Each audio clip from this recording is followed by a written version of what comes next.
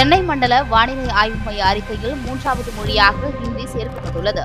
தமிழ் மற்றும் ஆங்கிலத்தில் இருந்து வந்த அறிக்கையில் இனிவரும் காலங்களில் ஹிந்தி மொழியிலும் சேர்த்து கொடுக்கப்படும் எனவும் தெரிவிக்கப்பட்டுள்ளது.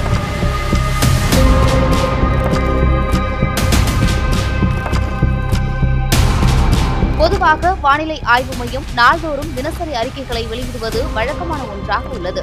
இதில் தொடர்ந்து 24 மணி நேரத்திற்கு மழை மற்றும் வெயில் பதிவாகியுள்ள அளவு, பிற வானிலை மாற்றம் சார்ந்த தகவல்கள் மண்டலங்கள் வாரியாக வெளியிடுவார்கள்.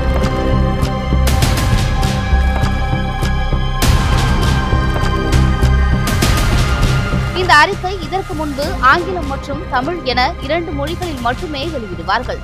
இந்த முறைதான் இதுவரை பின்பற்றப்பட்டு வந்தது.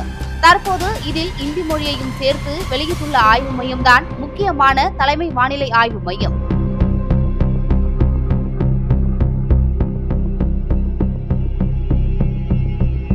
அதாவது இந்திய வானிலை ஆய்வு மையத்தின் கிளையில் அடுத்துள்ள சென்னை வானிலை ஆய்வு மையம்.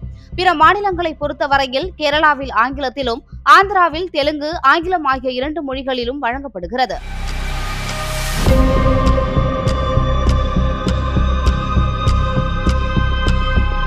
தென்னிந்திய மாநிலங்களை பொறுத்தவரை இதுவரை 2 மொழிகள் மட்டுமே இடம்பெற்று வந்த சூழலில் தற்போது எந்தவித அறிவிப்பும் இன்றி 3வது மொழியாக இந்தியில் வானிலை அறிக்கை வெளியிட்டிருப்பது சர்ச்சையை ஏற்படுத்தக்கூடிய வகையில் உள்ளது.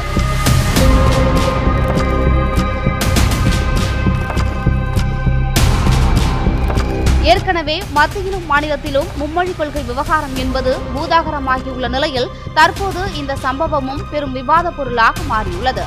அதாவது வானிலை மையத்தின் அதிகாரப்பூர்வ பக்கத்திலேயே வெளியாகியிருப்பதுதான் மொழி சார்ந்த மோதல் போக்கை மீண்டும் அரசியல் களத்தில் அதிகரிக்கக்கூடிய வாய்ப்பை அதிகரிக்கும் எனவும் கூறப்படுகிறது.